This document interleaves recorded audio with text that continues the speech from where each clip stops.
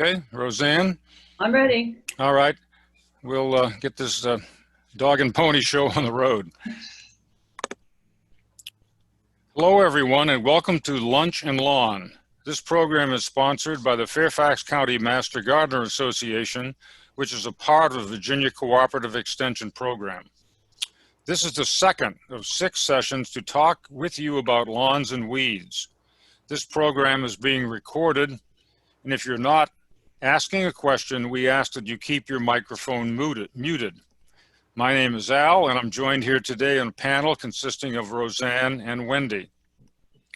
The program is divided into 3 parts. First, a quick introductory topic. Today it's soil testing.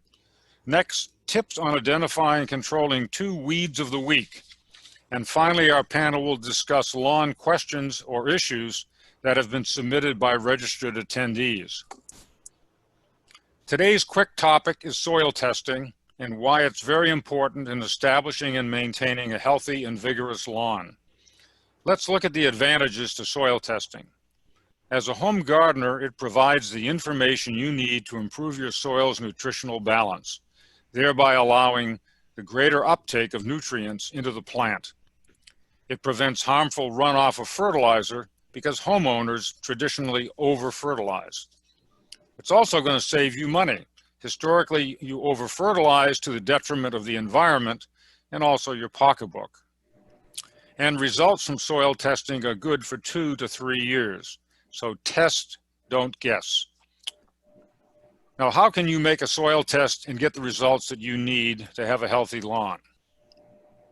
The process involves you preparing a soil test and sending it to the Virginia Cooperative Extension at Virginia Tech for analysis.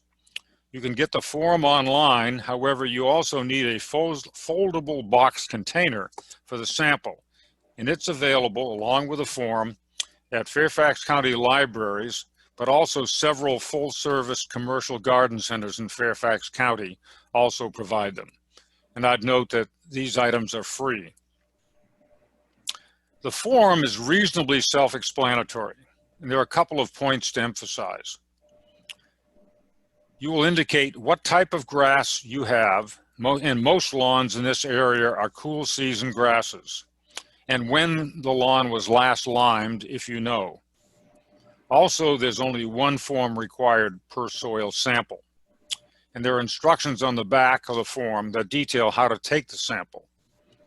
You'll need about 12 ounces of soil. Ideally, take a series of samples throughout the lawn area, mix the samples in a plastic bucket or non-reactive container so that what you are sending in is a blend of the soil. The photo shows how to separate the soil for testing. It needs to be reasonably dry, and organic materials such as grass, pebbles, mulch, and other foreign matter should be removed. The soil sample is put into the small box that's provided, which is part of the kit. You fill it out as explained on the box and send it along with the form to Virginia Tech for analysis. Cost is only $10, very inexpensive. Within a week to 10 days, you'll get an email back with the analysis. The form that you get back from Virginia Tech contains a lot of technical information. First, a history of the sampled area simply gives you back the information that you gave them. Second, it gives you the lab results with 2 primary elements that are of interest to you, the homeowner. First, the fertilizer recommendation will tell you the type and amount of fertilizer to apply, and that recommendation is good for 2 to 3 years. If needed, it'll give you a recommendation on the lime to apply to neutralize the soil's acidity, and that's also good for 2 to 3 years. This next slide shows an example of soil test results. On the lower line, lower left, you'll notice soil pH. In this sample, it's 6.3. Since the soil is somewhat acidic, it states lime is recommended, and the amount is specified.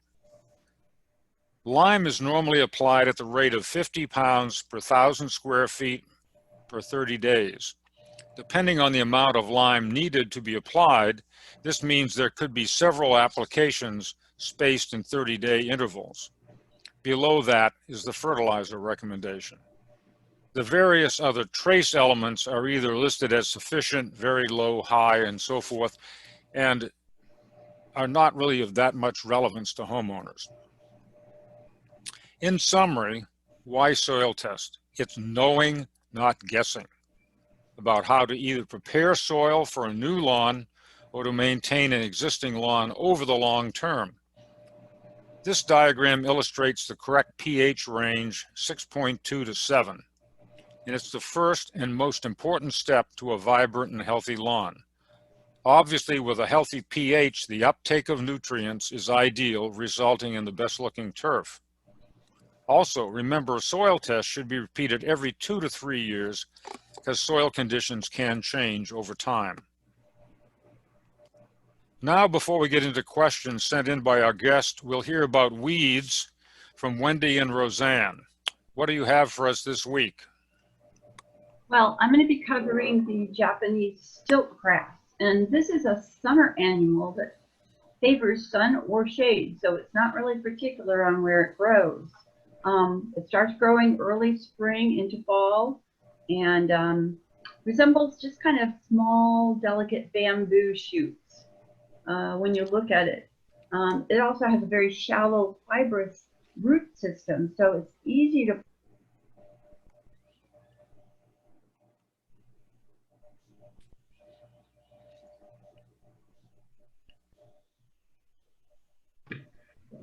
you can recognize.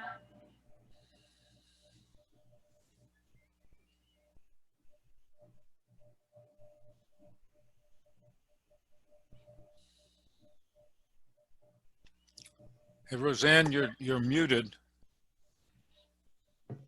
I know I keep getting muted. I'm sorry. I don't know how. It has these narrow lance-shaped leaves that have a silvery stripe down the middle of it, a little bit of hair on it. And when you look at these in the leaf shoot, you can notice that they're arranged in a kind of rolled type fashion. Notice in the picture there, and we refer to this as the vernation. The seed heads appear in this about September time, and you want to avoid getting the seed heads on these plants because they can yield about 1,000 seeds annually. And so this is a weed that keeps on giving and can do so for up to 3 years. One of the things that's important to know about Japanese stiltgrass is it's very invasive. You can see in the slides there, we have pictures along the roadside and in a forested area.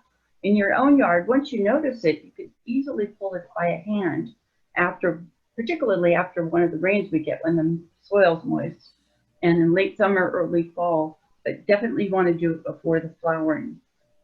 Because it is so invasive, it tolerates low mowing, so even mowing it very low is not going to get rid of it.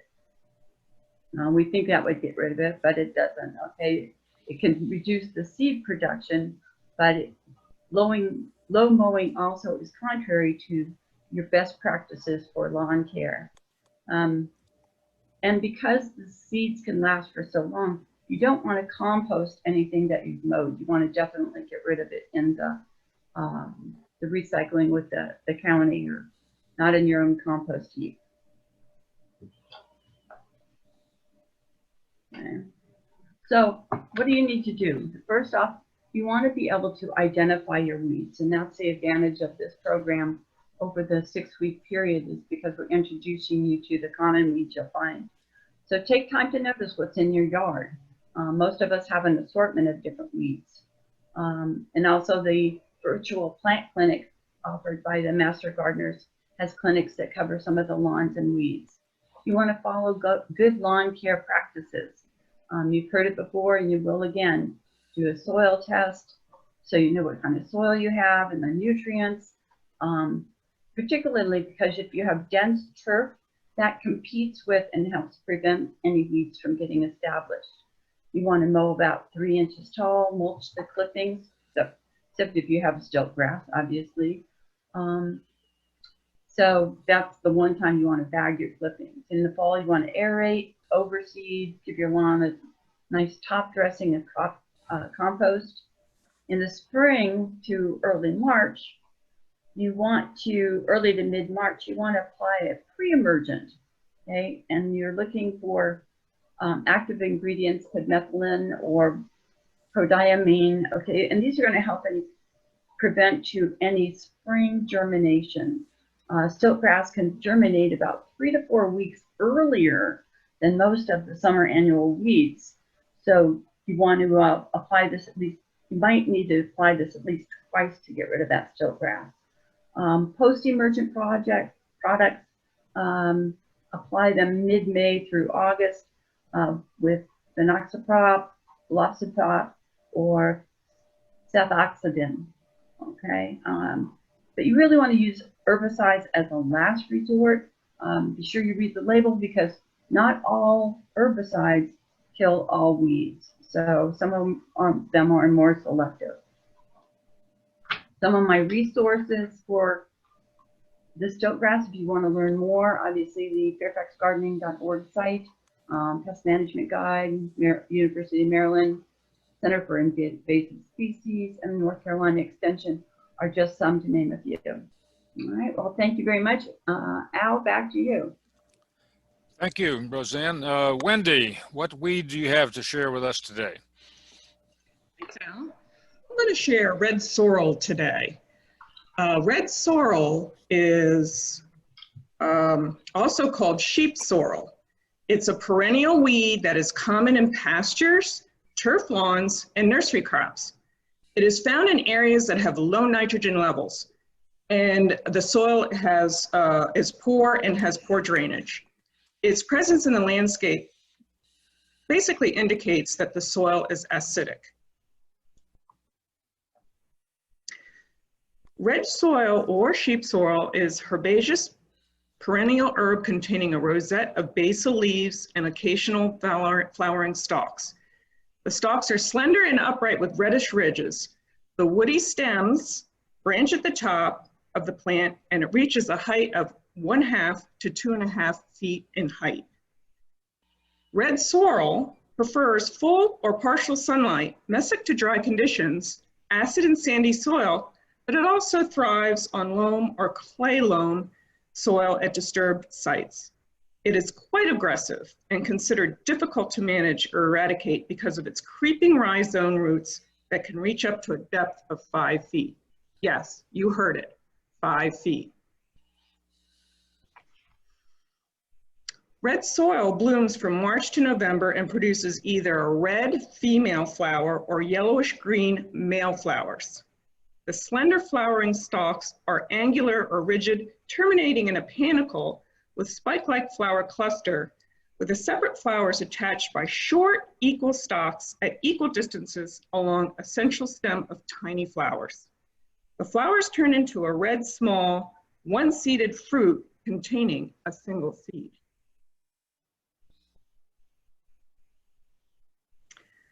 So what do we do about red sorrel? Well, the cultural control, number one, is proper turf maintenance, as Roseanne mentioned previously. It's the key. So first, you need to select an adapted turfgrass cultivar for your area, and then properly fertilize, mow, and water to encourage the dense growth. For mechanical control, the primary means of mechanical weed control in lawns is hand weeding. And hand weeding is often overlooked as a viable option for lawn weed control. There are tools available to help remove weeds from the lawn without bending. A quick internet search will provide information and vendors for these kind of tools. Of course, if there's one or two, that's probably reasonable, but sometimes we have to resort to chemical control. Herbicide should be used as a last resort because of the potential risk to people, animals, and the environment. If you choose this option, spot treat weeds with a liquid, selective, post-emergent broadleaf weed killer applied when weeds are actively growing. Look for a product with one or more of the following active ingredients: 2,4-D, MCPP, dicamba, or triclofer. Now, there's an asterisk. Do not spray herbicides containing dicamba over the root zones of trees and shrubs. Roots can absorb the product, possibly causing plant damage. So please refer to the product label for precautions. You may also contact the Virginia Cooperative Extension Office for more information. One thing that you may not know about red sorrel is the American copper butterfly depends on it for food. In addition, people eat this weed, and some people grow it as a green or an herb. My understanding, although I haven't eaten it, is the tart flavor is often compared to lemons or sour apples. Now, with caution, while it is edible by humans because of the plant's tendency to accumulate soluble oxalates, it can cause fatalities in livestock if eaten in large quantities. It may also be toxic to cats and dogs as well, but you know, if they eat it, it may give them a little upset stomach. So, where to learn more about red sorrel?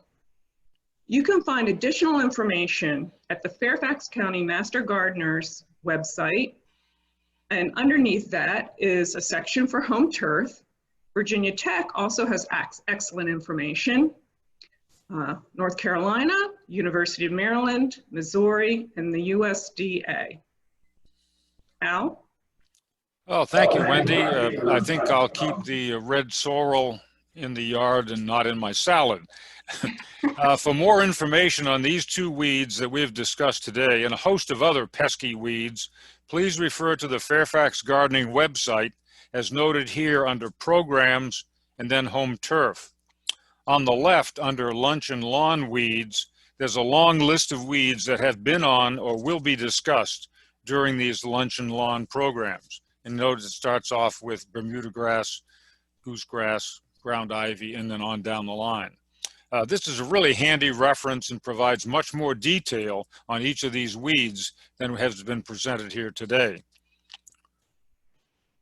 Now we're into late August, heat, and for the last few weeks, torrential rains. So it has definitely influenced the questions received, and many of them revolve around the issues on this slide, and we'll address each of these. While everyone's lawn is a site-specific situation, we can address several summertime lawn diseases, their causes, and in some cases, remediation and treatment. As noted, brown patch and summer patch are caused by pathogens, and it's very difficult to distinguish between the two without a lab test. But there are some common causative factors. Some of them are beyond our control here in Northern Virginia. High temperatures, moisture, as we've experienced over the last few weeks, but there are some common things under our control that can mitigate the impact of these lawn diseases. First, overwatering with irrigation. And since we've had so much rain, consider turning off your system for a while. Second, over-fertilization in the spring, mowing too low, mowing while wet, dull mower blade, and compacted soil. All of these can contribute to these disease conditions. Now, it's important to realize that these conditions are symptoms which will disappear on their own once temperatures cool in the fall. So you do not have to address them, although they are perhaps very unsightly while you experience them. Fungicides must be used only in a preventive mode. They're not going to cure the problem once it develops. So we always come back to sound cultural practices that promote healthy turf.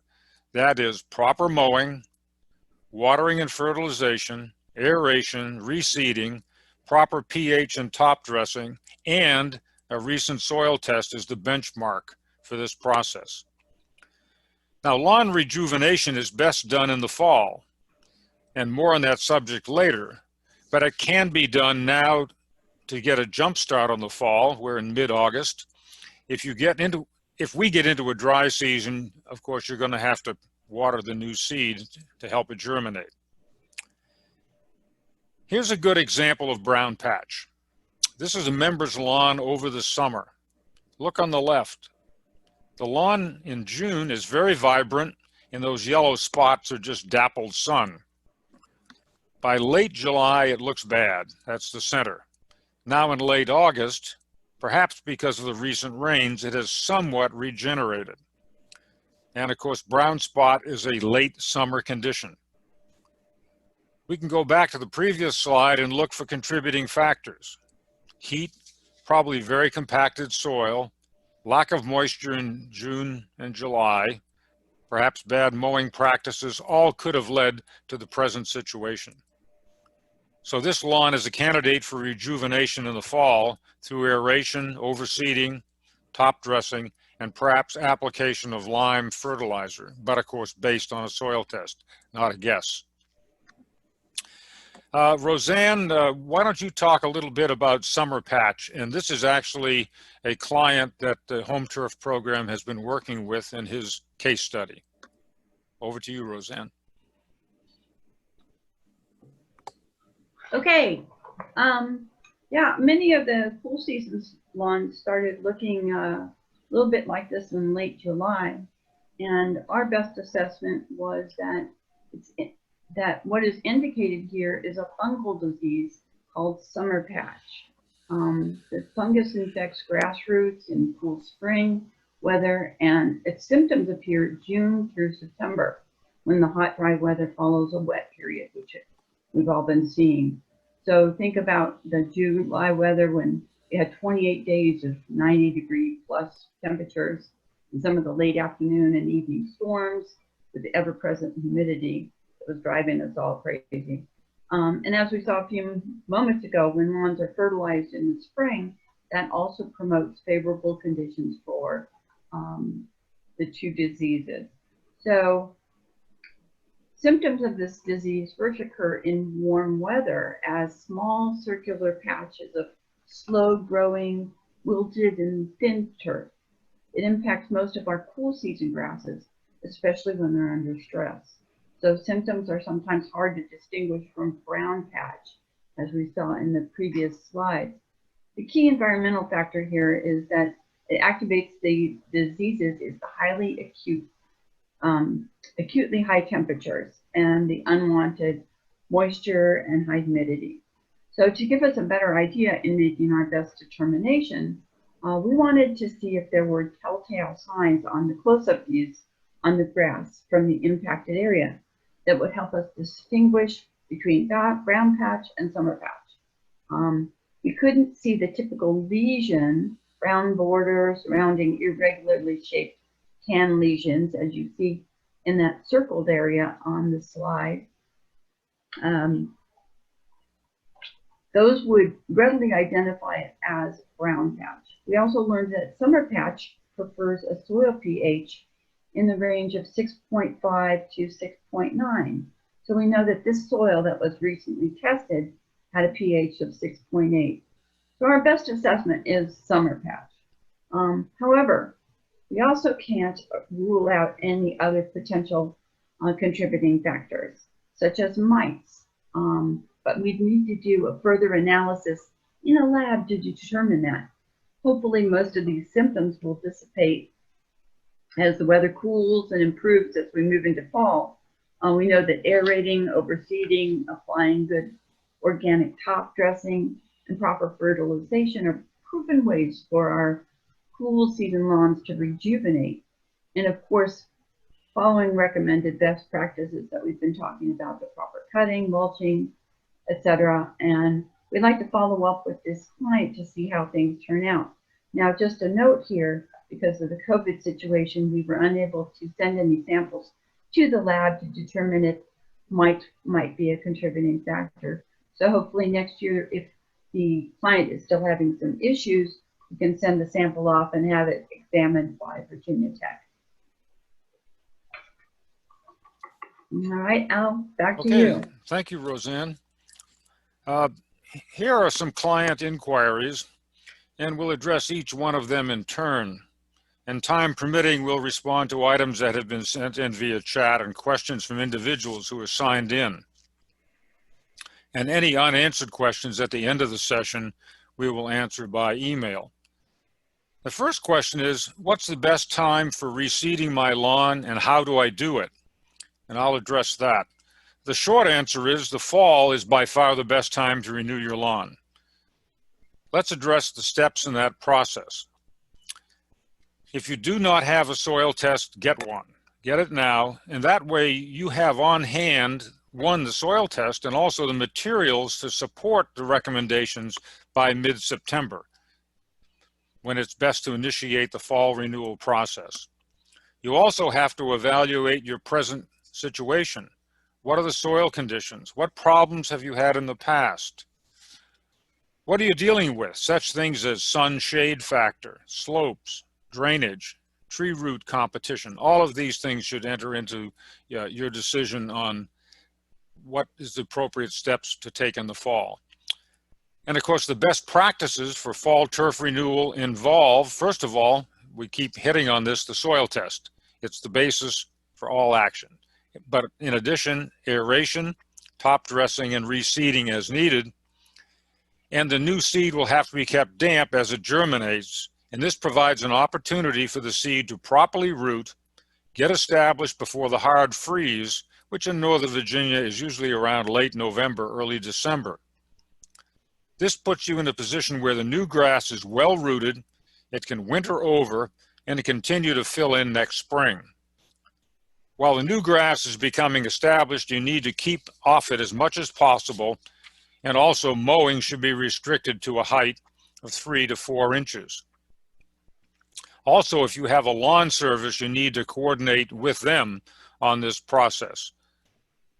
Now, most lawns in Northern Virginia contain cool season grasses that prosper around 60 degrees. But as temperatures rise into the 90s, which we experience every summer, it struggles to survive. If you have grass turf issues, get prepared now. Start in September with a plan that'll bring you a lush green lawn next spring in 2021. Taking remedial action in the spring is an option, but it's not the best option. Any new grass that germinates in the spring will struggle due to the heat in late summer and in spring. Please note on the website and YouTube that the first session in this series had a more detailed discussion of the fall turf renewal process. The second question is, how often do you need to water new grass seed? How long do you have to stay off it at first? And is it okay to let the dog out? Roseanne, could you address that issue, please? I can, Al. I think one of the questions I had myself in looking at the question from the client were they talking about new grass seed throughout the lawn, or just reseeding certain areas? And that would make a difference, I think, in how this is handled. So if the whole lawn is reseeded, obviously you're starting a new lawn, you want to stay off of it a lot longer because you want that seed to get established. If you are, and you have to wait until it's a good height so that you can mow just the top third of it. If you're reseeding, so you've got new seed growing within a lawn turf that's already established, it's going to be a little bit different. So any of that new seed, number one, is going to have to be watered fairly regularly. If it's really hot, you want it to water it at least twice a day. Just a light watering. You don't have to do a deep watering, but you want to keep those seeds moist for at least 30 days following the planting. And if it's particularly hot, you might have to add an extra watering in there. If you have sod or plugs, these need more constant moisture until they root. You can begin mowing a new lawn when the grass is about a third taller than the intended mowing height. So we recommend about 3 inches. So when it gets up to about 3.5 or so, that's when you want to do it. And you want to be sure your blade is sharp, as Al, you have mentioned before. And you do want to avoid any excess traffic on the lawn until it is more mature, because the stronger that root system is, the stronger those blades are, the better they're going to be able to withstand so. So it usually takes about 2 full growing seasons for a lawn to be fully established. But you can go out on it within a couple of weeks after planting. It usually takes 2 to 3 weeks for those seeds to have a good germination. Ideally, as far as the dog is concerned, you want to have a designated area for your dog. because you want to limit that access. Dogs like to play. I have one myself. He tears up any new grass. So you want to keep them off there as much as possible. Maybe walk them in the park or in the field away from the house. Simple things to remedy that. Also, you don't want him using the grass as a place to do his business, because dog urine is very acidic and that can burn any of the new seeding. So I hope that answers the question for this client. Oh, thank you, Roseanne. The third question, talk about double watering to enable the soil's capillary action to hold more water than one long watering. And Wendy, can you address that, please? I sure can. So, what is capillary action? Well, really, it's where the soil conditions may promote the subsurface water and that water table to migrate or rise up. And that's according to the pore space of the soil. So really, it all depends on the composition of the soil. So for example, if you have your soil composition is sand and clay, the water is not allowed to migrate up because the pores of that composition is closed. Sands have large pores, but they also don't allow water to migrate up. So the best combination or soil composition would be silt, where the soil, there's a nice combination of large and small pores, and that promotes the highest rise. Okay, so really, it all depends on the soil conditions. And how much water is needed is somewhat depending on the grass type, climate, and the soil conditions. So we really would have to do a lot of hydrogeology analysis to understand your particular lawn.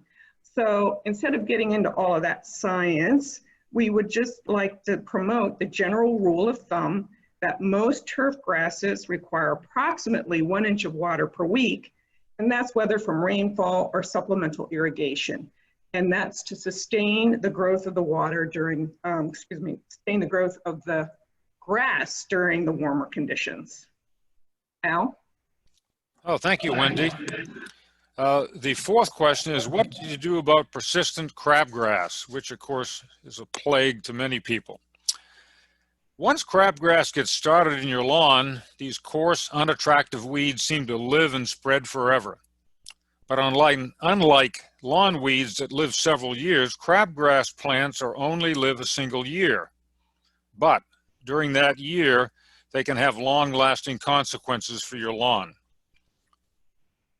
Understanding how crabgrass works and how to break its cycle can help you get rid of this crabgrass and keep it gone. I'll briefly cover understanding the crabgrass cycle, preventing crabgrass plants from germinating, timing on the use of preventers, and ultimately killing existing crabgrass plants. First of all, the cycle. Crabgrass is a warm season annual that germinates, lives, and dies all in the same year. While they live, each crabgrass plant can produce up to 150,000 seeds. These seeds stay behind, ready to germinate the following spring and start the cycle all over again.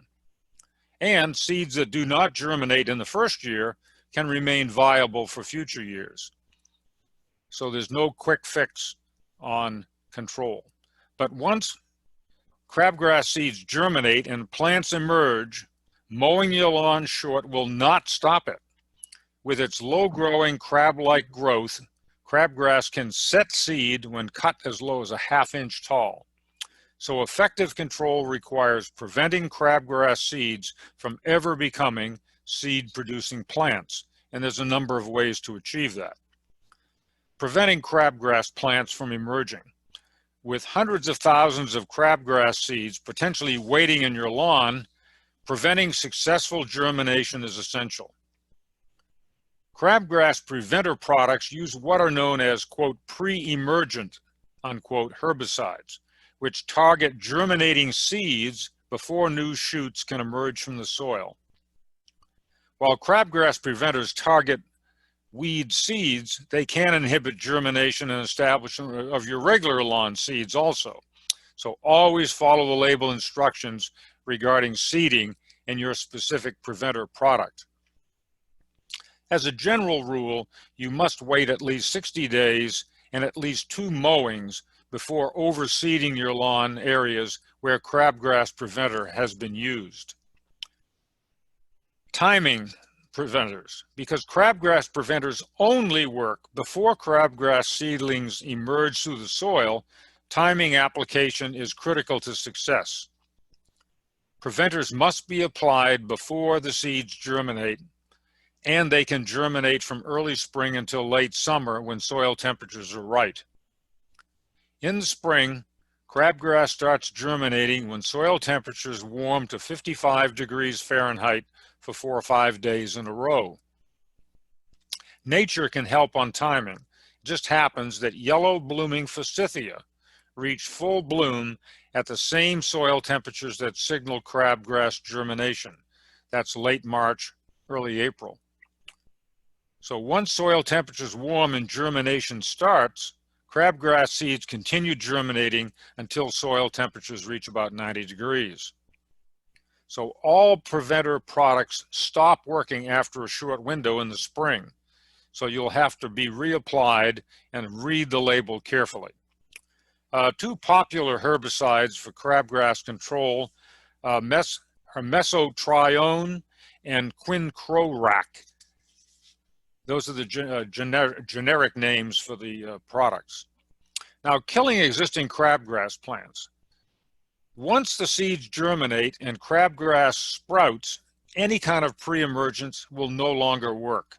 So you have to go to a second line of defense.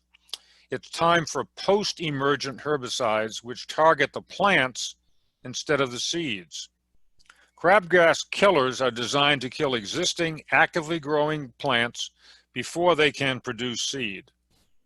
When using killers or any herbicides, it's important to understand whether the product is a selective or non-selective herbicide. A selective herbicide targets specific weeds or plant categories such as grassy plants versus broadleaf plants. Non-selective herbicides kill all plant types, including your lawn grasses and other plants you want to keep. Because crabgrass is a grass, most combination herbicides and lawn fertilizer products known as weed and feed fertilizers generally will not kill it.